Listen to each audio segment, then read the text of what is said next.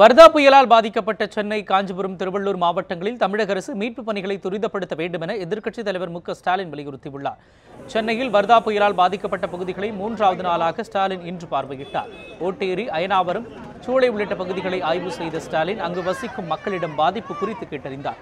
பின்னர் செய்தியாளர்களிடம் பேசிய அவர், வர்தா புயலால் ஏற்பட்ட மின் தட்டுப்பாடு உள்ளிட்ட அடிப்படை பிரச்சினைகள் முழுமையாக தீர்க்கப்படவில்லை என தெரிவித்தார். எனவே மீட்பு மற்றும் நிவாரணப் பணிகளை தமிழக அரசு துரிதப்படுத்த வேண்டும் எனவும் அவர் கோரிக்கை விடுத்துள்ளார். மறைந்த முதல்வர் ஜெயலலிதாவின் மரணத்தில் உள்ள சந்தேகத்தை மத்திய அரசு தெளிவுபடுத்த வேண்டும் என்றும், இது தொடர்பாக தமிழக அரசு விரைவாக வெள்ளை அறிக்கை வெளியிட வேண்டும் என்றும் மு.க. ஸ்டாலின் அப்போது கேட்டுக்கொண்டார்.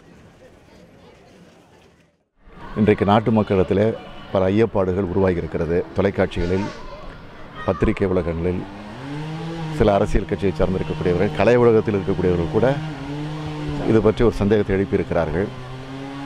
ஏன் நேற்றைய தினம் உச்சநீதிமன்றத்தில் கூட ஒரு பொதுநல வழக்கு போட்டப்பட்டு பதிவாகி இருக்கிறது.